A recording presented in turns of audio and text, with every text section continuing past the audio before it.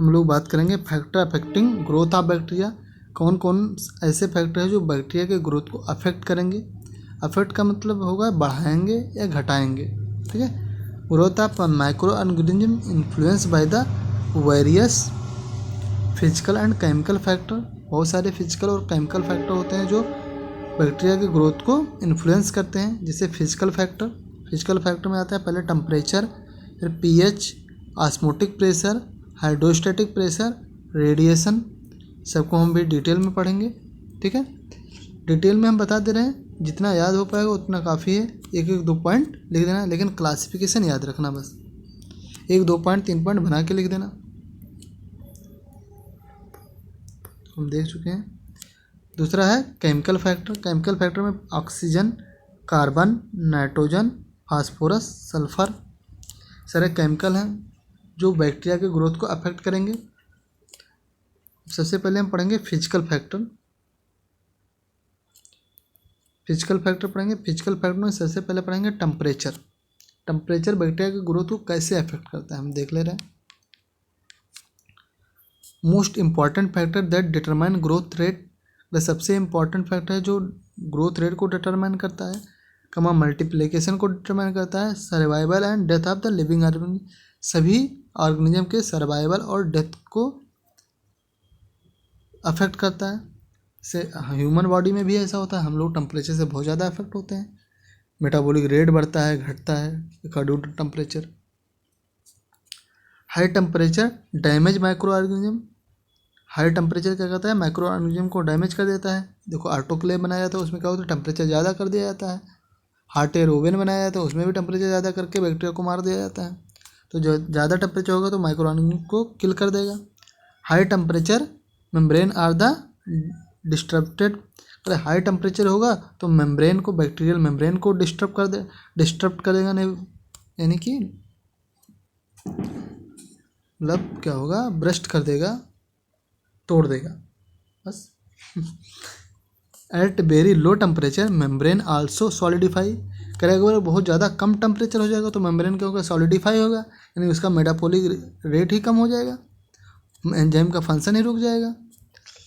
At the very low temperature membrane also solidify and enzyme also do not function, यानी enzyme भी function नहीं करेंगे। इसका मतलब यह होगा हाई टेम्परेचर भी नुकसानदायक है और लो टेम्परेचर भी नुकसानदायक है, यानी कि क्या होगा, एक एवरेज टेम्परेचर होगा सर्वाइव के लिए बैक्टीरिया के। तो हम पढ़ने जा रहे हैं टाइप ऑफ टेम्परेचर। बैक्टीरिया के ग्रोथ के अकॉर्डिंग हम टेम्परेचर को बांट रहे हैं। एक होगा minimum growth temperature, lowest temperature at which micro organism grow, अरे वह कम से कम टेम्परेचर जिसमें माइक्रो ऑर्गेनिज्म ग्रोथ करे। Optimum temperature at which most rapid rate of growth, करें ऐसा टेम्परेचर जिसपे बैक्टीरिया का या माइक्रो ऑर्गेनिज्म का सबसे ज़्यादा ग्रोथ रेट हो, रैपिड रेट ऑफ ग्रोथ होना चाहिए। Maximum temperature, highest temperature at which growth occurs, करें वो ज़्यादा से ज़्यादा टेम्परेचर जिसमें बैक्टीरिया की ग्रोथ हो, लेकिन स्लाइटली अबव दिस टेम्परेचर, अगर इस टेम्परेचर से थोड़ा सा भी टेम्परेचर बढ़ जाए, किल द माइक्रो ऑर्गेनिज्म, तो माइक्रो ऑर्गेनिज्म की डेथ हो जाएगी। ओके, पॉइंट इसमें और देख रहे हैं। Also called critical temperature, maximum growth temperature को कहते हैं क्रिटिकल टेम्परेचर।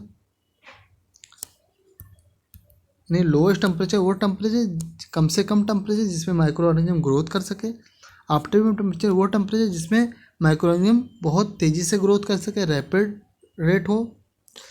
मैक्सिमम टेम्परेचर वो टेम्परेचर जिससे अगर थोड़ा सा भी टेम्परेचर बढ़ा दिया जाए तो माइक्रो ऑर्गेनिज्म किल हो जाए, इस टेम्परेचर को कहेंगे critical temperature. Classification of bacteria according to temperature, classification of bacteria according to growth temperature, temperature के अकॉर्डिंग बैक्टीरिया के ग्रोथ का क्लासिफिकेशन। ओके, इसको हम देख ले रहे हैं क्योंकि टेम्परेचर मोस्ट इंपॉर्टेंट है। टेम्परेचर एंड पीएच, इसे कहते हैं साइक्रोफिल्स से साइको से देखा हो, साइकोफिल्स जैसे कहते हैं क्रायोफिल्स। टेम्परेचर रेंज क्या होगा, -20 से +10 डिग्री सेल्सियस। अगर जो बैक्टीरिया -20 से 10 डिग्री सेल्सियस में ग्रो करेंगे उसे कहेंगे साइक्रोफिल्स। एग्जाम्पल है ऑसिलेटोरिया, क्लेमाइडोमोनास, मेथेनोजन। जो याद हो पाएगा उसे याद करना। बस ये याद रखना है, टेम्परेचर रेंज याद कर लो, इसका नाम याद कर लो। अगर एग्जाम्पल याद है तो फिर लिख देना, या कि किसी का किसी में लिख देना, कोई फ़र्क नहीं पड़ता है।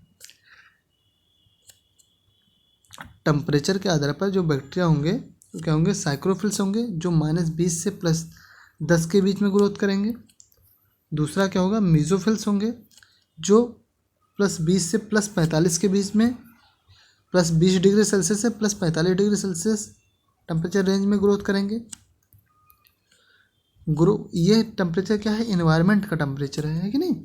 20 से 45 डिग्री सेल्सियस तो इन्वायरमेंट का टेम्परेचर होता है, हमारे बॉडी का टेम्परेचर 37 डिग्री सेल्सियस होता है। तो इसमें बैक्टीरिया क्या होंगे, बेस्ट ग्रोथ होगा। तो क्या होगा, grow best in the moderate temperature. इस मॉडरेट टेम्परेचर में बैक्टीरिया बेस्ट ग्रोथ करेंगे। Example E coli, Streptococcus pneumoniae, Streptococcus pneumoniae.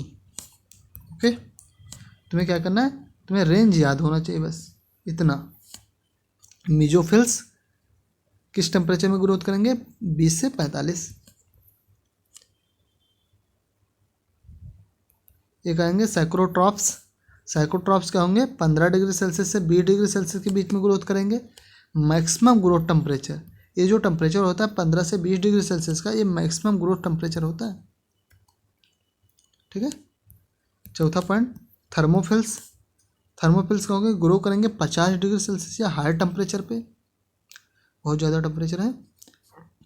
Grow at 50 degree Celsius और higher temperature, between 50 degree Celsius से 80 डिग्री सेल्सियस में ग्रोथ करेंगे। हीट लविंग माइक्रो ऑर्गेनिज्म, इसे कहेंगे heat से इन्हें प्रेम है, हीट लविंग माइक्रो ऑर्गेनिज्म है। जैसे एग्जाम्पल है थर्मो एक्वेटिकस, हम लोगों ने पढ़ा था ना, tag polymerase, Thermus aquaticus. Polymerase enzyme इसी से निकाला जाता है, टैग पॉलीमरेज से। एक किस टेम्परेचर पे ग्रो करेगा, 50 से 80 डिग्री सेल्सियस पे। ओके, अगला हम लोग पढ़ेंगे हाइपर थर्मोफिल्स। टेम्परेचर रेंज इनका होगा 80 से 113 डिग्री सेल्सियस पे ग्रोथ करेंगे। एक्सट्रीमली हॉट इन्वायरमेंट में ग्रोथ करते हैं, इसमें तो हम लोग पॉसिबल ही नहीं है। एग्जाम्पल है मेथेनोकॉकस। एग्जाम्पल याद हो पाएगा तो याद करना, नहीं तो टेम्परेचर रेंज और नाम ये याद कर लेना बस। अब हम लोग पढ़ेंगे पीएच। पीएच के आधार पर कितने प्रकार के होंगे। Microbial growth strongly affect by the pH of medium. Medium के पीएच पर माइक्रोबियल ग्रोथ बहुत ज़्यादा अफेक्ट होता है। टेम्परेचर और पीएच मोस्ट इंपॉर्टेंट है। Cytoplasmic pH affect enzymatic activity.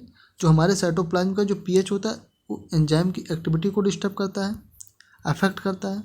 जैसे हमारे माउथ का पीएच पे जो एंजाइम वर्क करता है वो स्टमक के पीएच पे वर्क नहीं कर पाएगा, क्योंकि जो माउथ का पीएच होता है वो 7.8 होता है और जो स्टमक का पीएच होता है 1.8 होता है। तो भाई अलग अलग पीएच है, तो अलग वहाँ का एंजाइम यहाँ वर्क नहीं कर पाएगा। पीएच रेंज कितना है होना चाहिए। एसिडो एक classification of the bacteria according to pH. ध्यान देना, फिर से देख लो। Classification of bacteria according to pH. सबसे पहले होंगे एसिडोफिल्स। एसिडोफिल्स जो होंगे उनका जो टेम्परेचर रेंज होगा 0 से 5.5 होगा। एग्जाम्पल है थायोबैसिलस। दूसरा है एल्कलोफिल्स। एल्कलोफिल्स, एल्कली मतलब होता है बेस। ठीक है, इसका टेम्परेचर होगा 7 से ज़्यादा होगा तो 7.5 से 14 होगा पीएच रेंज। एग्जाम्पल है थर्मोकाकस एल्कली क्या है, एल्कली फिलस। थर्मोकाकस एल्कली फिलस। अगला है न्यूट्रोफिल्स। पीएच रेंज होगा 5.5 to 8। Lactobacillus acidophilus E coli. यानी कि पीएच के रेंज पे बैक्टीरिया को क्लासीफाई किया गया 3 भाग में, acidophiles, alkalophiles, neutrophiles. PH range याद करना है। अब तीसरा हम पढ़ेंगे physical factor, osmotic pressure. Osmotic pressure कैसे अफेक्ट करता है बैक्टीरिया की ग्रोथ को। Osmotic pressure also affect the microbial growth. से क्लासिफिकेशन देख ले रहे हैं। Classification of bacteria according to osmotic pressure. Osmotic pressure के अकॉर्डिंग बैक्टीरिया का क्लासिफिकेशन।